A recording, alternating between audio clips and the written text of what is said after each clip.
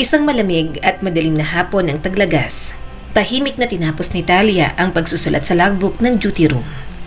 Lumapit siya sa kettle, pinindot ang button at dahan-dahang tumayo mula sa kanyang mesa. Sa likod ng maduming salamin ng bintana, lalong lumalalim ang dilim ng kalangitan. Ang mga ulap, mabigat at kulay abo, tila hindi makapagdesisyon kung uulan pa ba ng malamig o titigil na. Napabuntong hininga si Talia. Isa na namang madilim na araw. Isa sa napakaraming araw na nagpapabigat sa kanya. Halos pisikal ang pakiramdam. Bukas, ganito na naman. At sa mga susunod pang araw, habang buhay. Simula pagkabata, itinuturing na ni Talia na isang malaking kamalasan ang ipinanganak sa ganitong rehiyon. Mahal na mahal niya ang araw, ang bughaw na langit at ang lunti ang mga dahon. Kung hindi man sobrang init, ang kalahati pa ng taon, ulan at putik. Ang maikling tag-init, hindi rin naman lubos na mapakinabangan dahil sa napakaraming lamok at langaw. Lagi niyang sinasabi sa sarili na isa talagang kalunos-lunos na lugar ang kanilang bayan. At kung hindi man ito noon iniinda ni Talia, marahil ay dahil bata pa siya noon. O baka lumalala na talaga ang klima habang siya'y tumatanda. Pero nitong mga huling taon, tila ba hindi na niya matanggap ang kalungkutan ng Taglagas. Parang global na ang lungkot na nadarama niya. Napapansin din niya sa sarili, nagkakalaman na naman siya. Hindi lang basta dagdag, kundi kapansin-pansin. Ilang buwan siyang nag-diet, nag-ehersisyo araw-araw, tumutok sa online trainer na tila isang drill sergeant. Tapos ilang linggo lang ng pagbabalik sa lumang pagkain, balik na rin ang taba. Sa paparating na party sa trabaho, wala na naman siyang maisusuot. At kahit gusto niyang bumili ng bagong damit, hindi niya maaatim bumili ng mas malaking size. Kaya siguro isusuot niya na lang ang luma niyang itim na pantalon at magdadahilan na wala siyang oras magbihis. Napatingin siya sa salamin sa may pintuan. Halos hindi siya makilala. Namumutla, may eye bags, may 3 guhit sa noo. At ang buhok, kailangan ng ipaayos. Dati, ang buhok niya ay isa sa mga bagay na ipinagmamalaki niya. Ngayon, nakapusod na lang parati. Wala nang saysay ang parlor. Bakit pa nga ba? Wala naman siyang dapat na i-impress. Sino bang mapapatingin sa kanya? Naalala niya bigla ang isang tagpo sa universidad ilang taon nang nakakalipas. Kung saan, binati siya ng professor dahil sa kanyang maayos na itsura at maaliwalas ng ngiti. Noon, para siyang may sinag. Ngayon, anino na lang yon. Naputol ang pagmumuni-muni niya nang biglang mag-click ang kettle. Napatalon siya sa gulat. Bumalik siya sa mesa, napapatingin sa kanyang mga kamay. Nanlalamig, tuyo at may bitak na. At hindi pa malamig ang panahon. Naalala niya bigla ang lola niya. Ang tanging huwaran ng kagandahan at katalinuhan sa buhay niya. Sabi ng lola niya, mas lalo kang dapat magbukhang maayos kapag mas mahirap ang pinagdaraanan mo. Napatingin si Talia sa kanyang mga kamay. Hindi pantay ang kuko, may nabali pa. Mga balat na nakalaylay. Para siyang babaeng naglalaba sa yelo. At siya isang doktor. Ang kamay niya, kahit hindi perpekto, dapat presentable. Sa kahihiyan, itinago niya ang mga kamay sa ilalim ng mesa. Marami pang sinabi noon ng lola niya. Tulad ng, ang babae, kahit mahirap ang sitwasyon, dapat mukhang panalo. Naalala niya tuloy ang mga lumang litrato ng lola niya. Itim at puti, pero dama ang pino at elegante nilang anyo. Mga babaeng may lipstick, may kulot na buhok at may postura. Walang pangit o kaawa-awang itsura sa mga larawang yon. Ginagawa namin ito para sa sarili namin, sabi pa ng lola niya noon. Sa isip ni Talia, tama nga siguro ang lola niya. Pero ngayon, ang sarili niya ay halos hindi niya na makilala.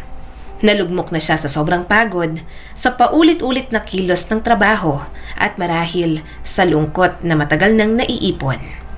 Bigla siyang napatigil. Bakit nga ba ako ganito? Anong nangyayari sa akin? Bakit ako irritable sa lahat? Sa panahon, sa katawan ko, sa kettle na to, bakit parang wala na akong gana sa lahat? Dati, masaya naman ako, di ba? Napapikit si Talia. Ilang buwan na lang ay 32 na siya. Dapat ba akong maging masaya? Sa totoo lang, hindi naman ako pangit. At lahat ng inirereklamo ko sa sarili ko, maaari namang ayusin. Doktor ako, may talino, marunong magpatawa, may mga tunay na kaibigan. At higit sa lahat, may asawa ako. May George ako. Pero, bakit parang hindi ako masaya? Tanong pa ni Talia sa kanyang sarili. Biglang may narinig siyang kaluskos sa pasilyo. May tumatakbo. Nararamdaman niya ang kakaibang tensyon sa hangin. Bumilis ang tibok ng puso niya. Agad niyang na-review sa isip ang mga pasyente niya. May emergency ba? Wala naman dapat. Biglang bumukas ang pinto. Halos mabuwal sa pagmamadali ang nurse na si Mabel. Doktora Tamayo! Sigaw ng nurse habang hingal na hingal. Ang asawa niyo nasa emergency room. Na-aksidente po siya. Puno ng dugo. Diyos ko, halos hindi ko kayaning tingnan. Biglang napatayo si Talia. Umiikot ang paningin niya. Parang maiiyak. Nanginginig ang tuhod. Nanuyo ang lalamunan. George, Diyos ko, paano nangyari to? Bulong ni Talia sa sarili. Medyo maayos na raw siya. Dagdag ng nurse. Na-bandage na rin ang sugat at nakatawag pa nga siya. Pero yung bata babae, grabe po ang lagay. Bali ang binti, bugbog, gasgas. Tinawag na po ang trauma team para maasikaso siya kaagad. Napakunot ng noo si Talia. Nagulat siya sa sinabi nito. Bata? Anong bata? Kaninong anak? Nag-aalangang sumagot ang nurse. Sabi niya anak niya daw yon. Paulit-ulit niyang sinasabi, anak ko, tapos siniguro ko talaga, siya po yung asawa niyo, si George Tamayo. Nakita ko pangalan niya sa admission card at sinabi na rin ng ER doctor. Hindi po ako nagkakamali, doktora. Ilang beses ko na siyang nakita, lalo na nung sunduin ka niya rito dati. Di ba, ipinakilala mo pa siya sa akin dati? Agad na alala ni Talia yung eksenang yon. Oo nga, may isang beses na sumalubong sa kanya si George sa shift niya. May batang babaeng nakisiksik sa paanan nila habang palabas sila sa ospital. Napakakulit at napangiti si George noon. Iniharap tuloy ni Talia ang asawa sa ilang nurse. Doktora Tamayo, ang gwapo ng asawa niyo. Di ko akalain na may ganun kang asawa na sobrang astig. Sabi ng isa sa mga nurse. Kaya ngayong narinig niyang na-aksidente raw ito at may kasamang batang babae. Nalito siya. Hindi pa sila nagkakaanak. Pero posibleng may anak siya sa iba? Mahinang bulong ni Talia.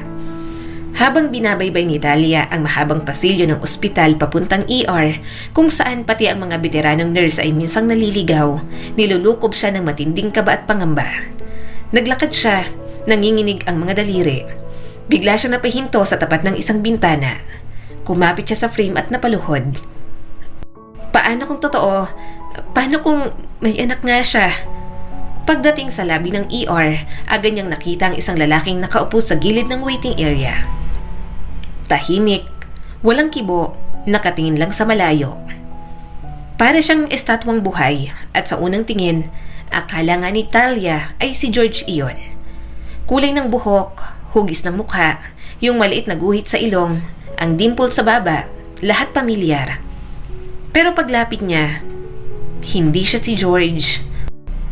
Kahit siya mismo, nalito, kamukhang kamukha ni George ang lalaki. Halos pareho ang mata, yung kayumanggi ang iris. Pero may malaking pagkakaiba, ang ekspresyon ng mukha. Habang si George ay laging seryoso, parang laging may kinikimkim. Ang estrangherong ito ay may kakaibang init sa mga mata. Parang may tiwala, parang may pag-asa. Napatingin si Talia sa admission slip na hawak ng nurse. Tamayo din ang apelyido mo? Isa na namang nakapagtatakang pagkakatulad. Parang may mas malalim pang koneksyon ang binatang ito sa kanya na ngayon niya palang nakilala. Pasensya na po, mahinang wika ni Talia habang lumapit sa lalaki. Tamayo po ba talagang apelyido ninyo? Sa hindi inaasahang paraan, tila may kakaibang epekto ang simpleng tanong na yon. Biglang napahikbi ang lalaki. Yumuko at mahigpit na hinawakan ang kamay ni Talia. Inilapit ang mukha sa manggas ng kanyang uniforme at doon tuluyang bumuluwak ang matinding iyak. Marahas na pag-iyak, paghinga at paghikbi ng lalaki. Napatayo lang si Talia, hindi alam ang gagawin. Nakatingin lang siya sa umiiyak na estranghero. Tuliro at takot. Maya-maya unti-unting humina ang iyak ng lalaki. Gumaan ang paghinga at dahan-dahang binitiwan ang kamay ni Talia na tila ba ayaw niya itong pakawalan. Pagkatapos magpunas ng luha gamit ang panyo, ngumiti ito ng bahagya. Isang pilit ng ngiti, puno ng hiya at pangungulila. Patawad, pasensya na po talaga. Hindi ko sinasadya. Kinuha na si Camila. Hindi pa rin sinasabi kung ano ang kanyang lagay. Ang tagal ko nang naghihintay. Camila? Anak niyo siya? Tanong ni Talia. Agad na tumango ang lalaki. Opo, anak ko siya. Hanggang ngayon hindi ko pa rin maintindihan kung paano nangyari to. Walang katao-tao sa kalye. Bigla na lang may bumangga. Ang bilis pa. Diyos ko, anong mangyayari sa kanya ngayon? Sa gitna ng biglaang piraso ng impormasyon, nagdugtong-dugtong agad sa isip ni Talia ang lahat. Na-aksidente kayo ng sasakyan? Opo, ako na itulak lang sa gilid pero si Camila... Huminto ang kanyang boses, napalitan ito ng isang ungol ng sakit at pag-aalala. Kaya't mabilis na tumalikod si Talia at lumapit sa teleponong nasa reception desk. Hello, Jeffrey. Yung dalagitang na aksidente, mga 20 minutos na lang ang... Hello, Jeffrey. Yung dalagitang na aksidente, mga 20 minutos na ang nakalipas. Anong lagay niya? Oo, kami yung kumuha sa kanya. Pero hindi na siya little girl. 17 na. Malaki-laking bata yan. Akala ko nga preschooler ang tinutukoy eh. 17? Bulong ni Talia sa sarili. Mukhang mas matanda pa nga itong lalaki sa asawa ko. Kahit si George ay mukhang tumatanda na sa stress. Anyway, kumusta siya? Stable na. Medyo wala sa sarili nung una pero ngayon ay gising na. Sumasagot sa mga tanong. Humihingi ng tubig. May mga pasa at gasgas. Medyo may iniisip kaming internal injuries pero mukhang ligtas na siya. Ililipat na siya bukas sa trauma ward. Sabi pa ni Jeffrey. Bakit ba? Kapatid mo ba yan? Kamag-anak? Biro pa nito. Hindi, total strangers lang kami. Maraming tamay sa mundo, Jeffrey. Pagkababa niya ng telepono, napansin niyang tinititigan siya ng lalaki. Parang umaasang sa kanya manggagaling ang sagot sa lahat ng tanong niya sa mundo. Ayos lang siya. Gising na ang anak mo. Stable ang lagay niya. Bukas pwede mo na siyang makausap at nakita sa trauma ward. Umiyak sa tuwa ang lalaki. Salamat, Diyos ko. Salamat, hindi ko alam kung paano kita mapapasalamatan. Ngumiti si Talia. Naku, wala yun. Sa totoo lang, halos magkamag-anak na rin tayo kahit papaano. Papanong... Pareho tayo ng apelyido, Tamayo. At higit pa ron, kamukhang-kamukha mo ang asawa kong si George. Yan din ang dahilan kung bakit ako nandito. May nurse kasi na sumugod sa opisina ko. Sinabing na aksidente raw ang asawa ko at may kasamang anak. Gulat na gulat ako. Hindi ko alam na hindi pala ikaw yon. At doon nagsimula ang isang ugnayang hindi nila inakalang mabubuo. Sa isang aksidente, sa isang pagkalito, sa isang pagkakataong nag-ugat sa parehong pangalan, at sa dalawang pusong sabay na nabigla, nasaktan at muling lumapit sa isa't isa. Napatawa si Talia sa kanyang kwento, pero agad ding napatigil nang mapansin ang seryosong tingin ng lalaki sa kanya. Pakiusap, ano po ang pangalan ng asawa niyo? George ba? 32 years old, engineer at may nunal ba siya dito? Itinuro ng lalaki ang siko niya at doon biglang nanlamig ang pakiramdam ni Talia. Nang hinang tuhod niya, pakiramdam niya ay para siyang mauupo na lang sa sahig. Bigla siyang napaupo sa bangko, tila nawala ng bigat ang katawan. Parang totoo nga. Alam ko pong parang hindi ka panipaniwala, pero hindi po yata ito isang simpleng pagkakatulad. Ang asawa niyo at ako, sa tingin ko, magkapatid kami. Kapatid sa ama. Ako po si Ryan Tamayo. 7 taon ang tanda ko kay George. Nanatiling nakatulala si Talia. Parang pinipilit niyang intindihin ang narinig pero hindi siya makakilos. Kung hindi lang siya naka-duty, kung hindi lang puno ng responsibilidad ang buong ward sa ospital, baka matagal na siyang nakaupo roon. Pinipilit buuin sa isip ang hindi maipaliwanag na koneksyon. Pero napilitan siyang tumindig, inayos ang kanyang uniforme at pinilit ngumiti. Hindi ko talaga alam ang sasabihin.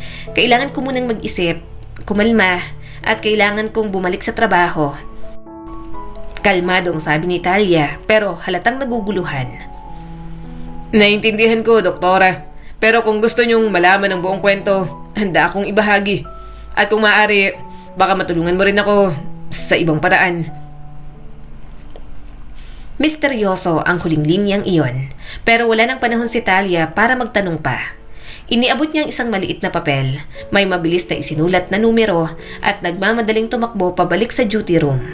Pero habang ginagampanan niya ang kanyang shift, hindi siya mapakali. Hindi mawaglit sa isip ni Talia ang sinabi ni Ryan. Magkapatid ba sila ni George? Pero imposibleng totoo yun, 'di ba? Kilala niya si George o akala niya lang ba? Si George na tuwing tatanungin niya tungkol sa kanyang kabataan, palaging umiiwas. Hindi ko na matandaan. Bata pa lang ako. Wala na yung tatay ko. 5 taong gulang ako noon. Hindi ko na siya maalala. Hindi na rin mahalaga. Sabi ni George isang araw sa kanya habang naguhugas ito ng plato. Tuwing mababanggit ang salitang ama, parang kumikirot ang mukha ni George. Kaya't natanggap na ni Talia na marahil ito ang lalaking walang nakaraan. Maging sa kanilang kasal, wala halos ni isang kamag-anak mula kay George. 3 kaklase lang ang dumalo. Hindi naman ako perpektong tao, pero ngayon may asawa na ako. Siguro, dapat maging mas mabuti ako. Sabi pa ni George sa araw ng kanilang kasal. At ngayon, isang estrangherong nagsasabing kapatid siya ni George. Kinabukasan, agad na inabangan ni Ryan si Talia sa labas ng ospital. Nagkasundo silang magkita sa isang maliit na coffee shop malapit lang sa ospital. Pagkatapos ng shift, nagpalit ng damit si Talia at dali-daling nagtungo sa lugar na napag-usapan nila. Sa loob ng coffee shop, agad niyang nakita si Ryan. Nakangiti at muli, hindi niya maiwasang mapansin ang nakakagulat na pagkakahawig nila ni George. Nang dumating ang mainit at umuusok na kape sa harap nila, nag-umpisa na si Talia. Sige, kwento mo nga ang buong istorya, pero tandaan mo, hindi pa rin ako kumbinsido. Seryosong sabi ni Talia pero may ngiti. Nagbiro naman si Ryan. Ako nga rin, hindi pa rin kumbinsido. Pero ito ang katotohanan ko, Talia. At nagsimula na nga si Ryan. Matagal ko nang binitiwan ang pag-asang magkakasundo pa kami ni George. Nagtangka akong lumapit noon ilang beses, pero laging sarado ang pinto. Pero siguro, sa pamamagitan mo, baka sa wakas ay maintindihan niya. Nagtangka ka? Hindi ko nga alam na may kapatid siyang buhay. Kahit kailan, hindi niya nabanggit. Nagtatakang sabi ni Talia. Siguro nga dahil masakit talaga ang mga alaala. At marahil wala talaga siyang intensyong balikan ng nakaraan.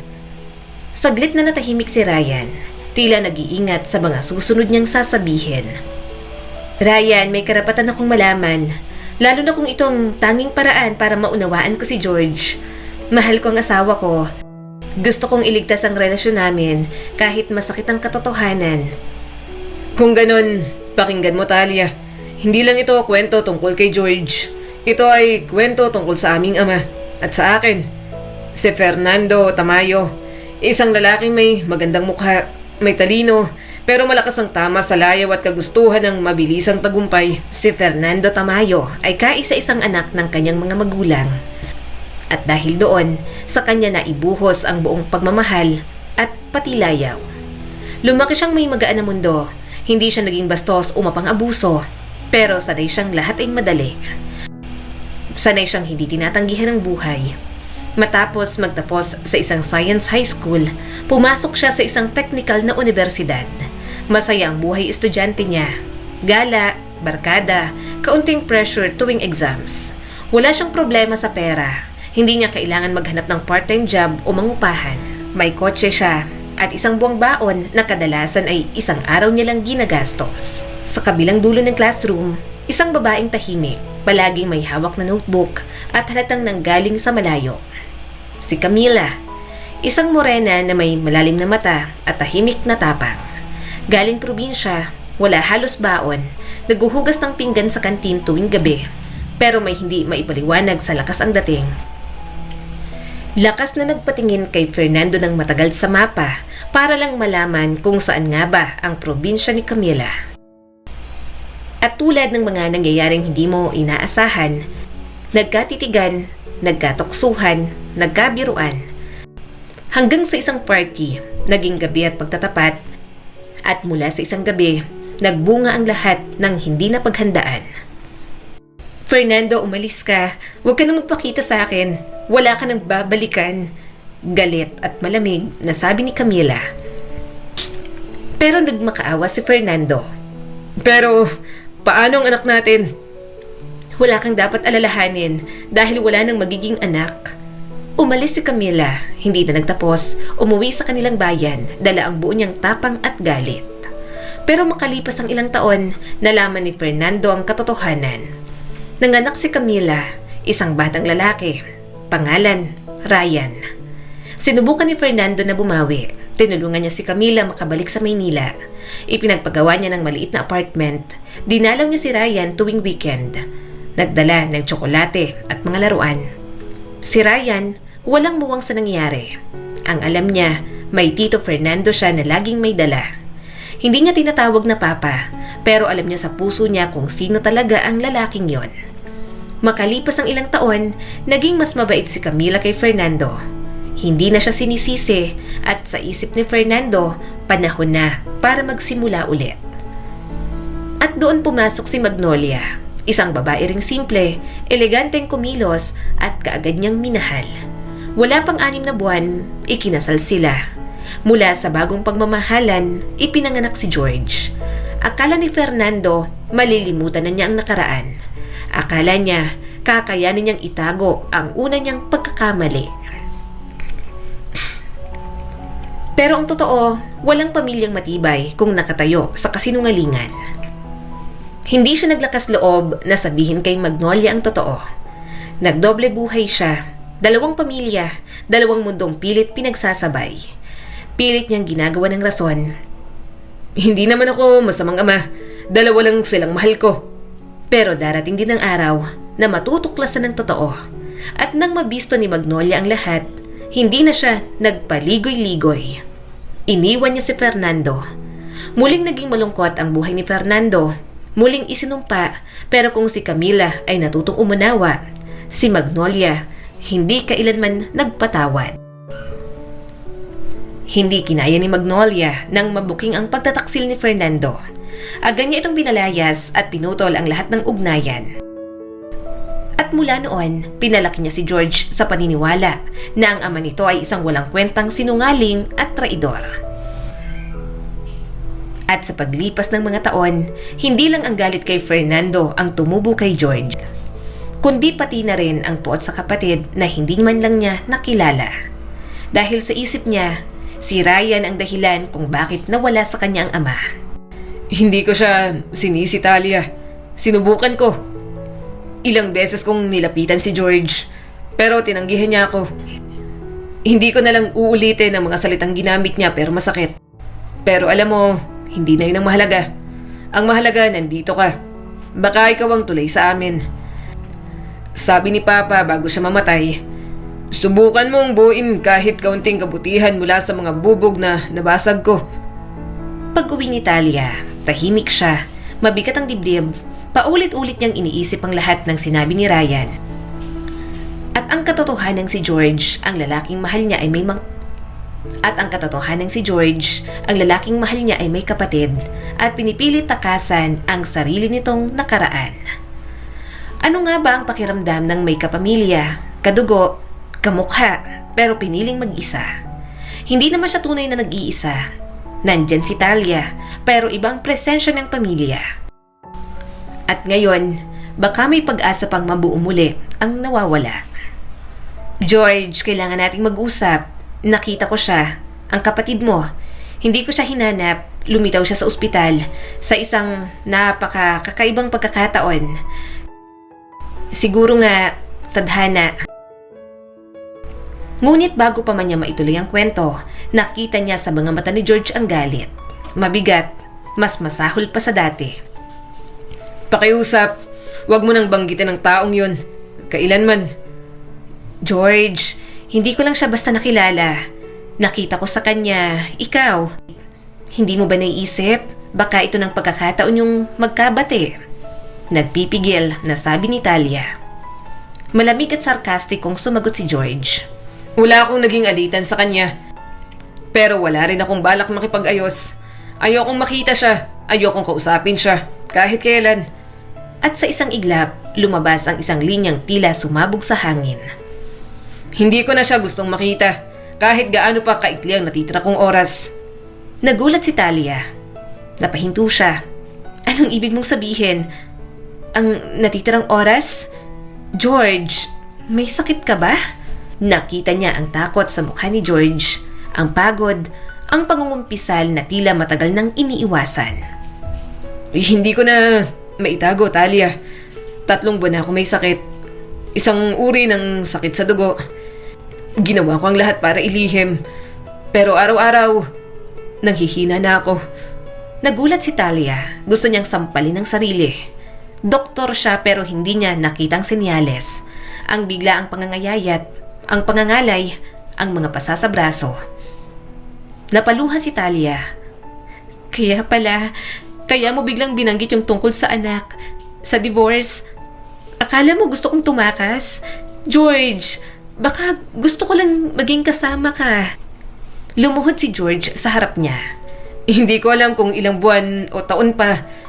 Pero ayokong ipasa sa iyong bigat.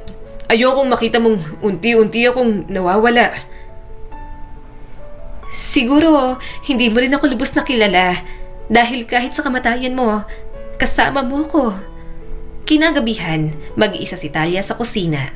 Hawak ang makapal na folder ng medical results ni George. Namumugto ang mga mata habang binabasa at napagtanto, ang tanging pag-asa ni George ay ang bone marrow transplant. Tumawag siya sa doktor ni George at kumpirmado, wala silang matagpo ang compatible donor. Wala ring malapit na kamag-anak. Pero may isang posibilidad. Ryan, kailangan kitang makausap. Ngayon na. Sumagot si Ryan mula sa kabilang linya. Mukhang masaya ang boses. Doon pa rin ba sa dating coffee shop? Gusto mo ba ng parehong coffee? At kahit may dalang pighati ang gabi, napangiti si Talia. Pakiramdam niya, may liwanag na. Ang totoo nga, matapos ang tests, lumabas ang resulta. Perfect match si Ryan. At hindi siya nagdalawang isip. Kahit may contraindications, kahit may kaunting panganib, pumirma siya agad. 1 buwan matapos ang operasyon, si George ay muling tumayo at muling ngumiti. Nawala ang takot sa kanyang mata. Nagkaroon muli ng kulay ang kanyang mukha. Mahinang nagsalita si George. Talia, ikaw ang nagligtas sa akin. Dahil sa'yo gusto ko ulit mabuhay. Muli kong nakita kung ano meron ako. Ikaw, at mahal kita. Napangiti rin si Talia pero seryoso ang boses. Mahal mo rin ang sarili mo. At ngayon, mahalin mo rin ang taong nagligtas sa'yo. George, ang nagbigay sa'yo ng pangalawang buhay ay si Ryan, ang kapatid mo. Tahimik si George. Hindi kumibo, hindi umiyak, pero unti-unti tumulo ang luha. Tahimik. Ganon siguro umiyak ang mga lalaking ngayon lang nagsisisi. Makaraan ng 1 taon. Anong magandang regalo para sa 40th birthday ni Ryan? Nakangiting sumagot si George. Hindi naman daw niya gusto mag-celebrate. Pero ngayong may kapatid na akong ipinagmamalaki ko, ako na mismo maghahanda. Nagkatinginan si Ryan at George. Nagyakapan sila. At sa wakas, si Talia ay nakangiti sa 2 lalaking mahalaga sa kanya. Magkaibang magkaiba, pero magkadugo, magkapatid. Alam mo, Talia, itong lahat ng nangyari may isa akong natutunan. Lahat ng galit, puot, sama ng loob, wala yang pinatutunguhan. Kapag hinayaan mong lamunin ka ng galit, ikaw din ang talo. Sa kanyang diary, habang nakaupo sa ilalim ng puno sa parke si Ryan, may isinulat siya. Kung may masakit pa sa pagtanggi, yun ay ang pagtangging galing sa sarili mong kadugo. Pero kahit ilang beses akong isinara ni George sa kanyang mundo, hindi ako sumuko. Naalala ko yung unang pagkakataong nakita ko siya. Hindi bilang estranghero kundi bilang isang mukha na tila salamin ng sarili ko. Pareho kaming may guhit sa noo kapag seryoso. Pareho rin kaming may tikwas sa labi kapag hindi sang-ayon. Pero higit doon, Pareho kaming nagdusa sa katahimikan ng isang ama na hindi nagpakita ng tunay na tapang para pagsabayin kami sa buhay niya. Ang totoo, hindi ako nagligtas kay George. Si Talia ang tunay na bayani. Ako lang ang naging instrumento para maipaalala kay George na may karapatan siyang mabuhay. Hindi mag-isa, kundi bilang kapatid, asawa at ama. Ngayon, bawat text ni George, bawat kuya na binibigkas niya, para akong bumabalik sa pagkabata, sa panahong sabik ako magkaroon ng kapatid, at sa wakas, dumating din siya. Si George naman ay mayroon ding voice recording para sa kanyang therapist. All my life, dinala ko ang sama ng loob bilang pananggalang. Galit sa ama kong umalis, galit sa ina kong pinilit akong kalimutan siya, galit sa sarili kong hindi kayang magmahal ng buo. Noong sinabi ng doktor na may sakit ako, hindi na ako natakot sa kamatayan. Pero natakot ako sa katotohanan baka wala akong iniwang totoong connection sa mundo. Ni wala akong sinabing salamat kay Ryan, ni isang yakap, ni isang pag-amin na kapatid ko siya. Pero nung nakita ko ang pangalan niya sa medical report bilang donor, naintindihan ko na. Hindi lang dugo ang ibinigay niya. Ibinigay niya ang karapatang muli ako mabuhay para makapagsimulang muli. At sa bawat araw na lumilipas, sinusubukan kong makabawi. Hindi ko man maburang nakaraan, pero araw-araw, may pagkakataon na kong buuin muli ang hinaharap. Kasama si Talia, at ngayon, kasama si Ryan. They say, blood is thicker than water. But I believe, love is thicker than resentment. And sometimes, you meet your family not when you're born, but when you're broken. Ang aksidenteng yon, akala ko yun ang katapusan ng lahat. Pero sa halip, naging simula siya ng maraming bagay. Naging dahilan kung bakit nakita ko ang papa kong umiyak sa harap ng... Naging dahilan kung bakit nakita ko ang papa kong umiyak sa harap ng ibang tao. Ang lalaking akala ko'y matatag palagi ay natutong maging totoo. Naging daan para makilala ko si Tita Talia, ang babaeng hindi lang maganda kundi matapang. At higit sa lahat, doon ko rin unang narinig ang salitang tiyuhin mula sa kanya, kay Tito George. Kahit minsan nag-ugat sa sakit ang ating pamilya, ang mahalaga ay kung paano natin pipiliing itanim muli ang punla ng pagmamahalan. At sa tuwing nakikita ko silang dalawa, si Papa at si Tito George, nagkukulitan habang nag-aagawan sa huling slice ng pizza, alam kong buo na kami. At sa mundong puno ng sigalot at pagkakahiwalay, ang pinakamalalim na sugat ay maaari pa ring hilumin. Kapag pinili nating maging bukas, magpatawad at magmahal, kahit minsan ay huli na ang lahat. Ang kwentong ito ay nagpapaalala sa atin, ang pamilya, gaano man kasira o kalayo, may kapangyarihang maghilom ng sugat. At minsan, ang ikalawang buhay ay hindi lang galing sa medikal na milagro, kundi sa pagtanggap, pagpapatawad at pagmamahal. Muli, ako po si Skylar Guro at sana may bago na naman kayong natutunan sa kwento natin ngayon. Maraming salamat po.